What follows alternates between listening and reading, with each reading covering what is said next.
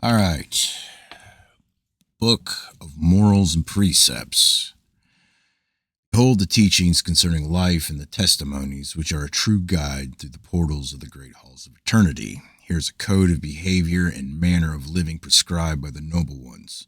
The story of life with revelation of the secrets and mysteries of the unseen kingdoms and earth.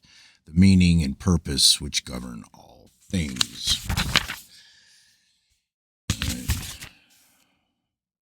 Chapter 1. Preliminary. Wisdom is the treasure of all ages, which shall endure incorruptibly forever until time is spent. Therefore, let the tumult of life be stilled, and in reverence and silence receive these instructions from ancient times.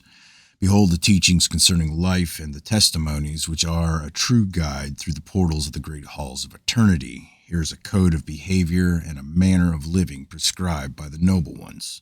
The story of life with a revelation of the secrets and mysteries of the unseen kingdoms and earth, the meaning and purpose which govern all things. Herein are the guiding lights of thought which will enable a man to follow a straight course on the great sea of life and to steer away from evil.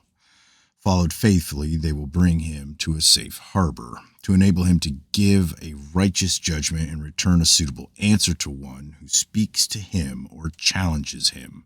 By holding these things in his heart, he shall remain a position of respect among the people and be delivered from the yoke of common folk. The dispensations of eternity shall not remain hidden from him, nor shall life conceal its mystery. Behold, herein is wisdom and knowledge given to you, that in the fullness of time all the inhabitants of the earth may dwell in its glory. The old teachings, which will provide a staff for the simple and a guardian for the young. Wherever the sun shines or the wind blows, wherever there is an eye to see with clarity or an ear to hear with understanding, a mind to receive and assimilate, let the greater way of life be made known, and the maxims of truth be honored and obeyed. Written for the elect by the Master of Mysteries, once overseer of harvests and recorder of taxes, guardians of tombs and upholder of royal decrees, beloved of the high gods and the gods, keeper of the secrets of the highest God, lesser lord of jubilees and grand scribe of the sacred writings, one born into the house of a false god whom he rejected, distributor of barley seed and master of the great sanctuary, chief of seers and guardian of the great mysteries, watcher at the sacred shrine and defender of the lakeland and the gates, inspector of the courtyard of the sacred being, guardian of the hidden records and servant of the secret temple, messenger of the true God, third begotten son of an enlightened father, a magistrate of a goodly city, son of a gentle lady, sistrum bearer, and mistress of the great songstress in the temple of the twofold God.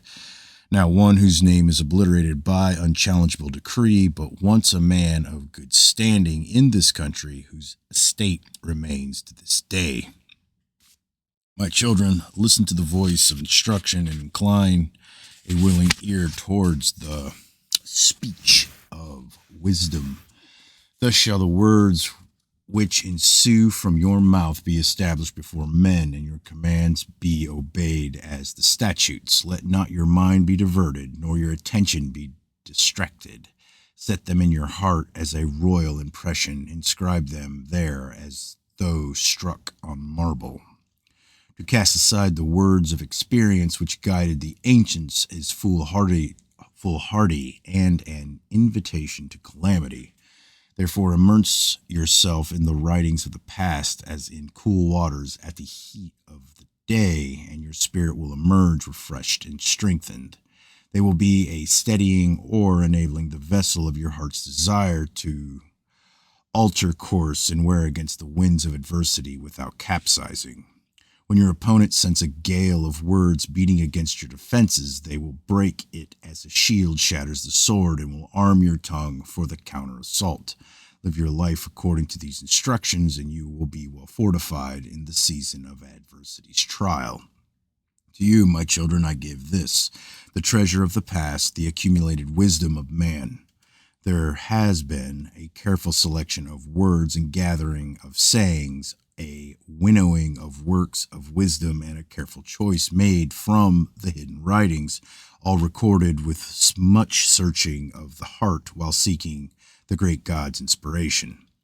There is nothing added to that which was, no unknown utterance or unfamiliar saying, nothing which has not been on the tongue and in the hearts of our forefathers. What was recorded in their days has been rewritten. The truth and wisdom are a mooring line from the first man to the last, from generation to generation until the end.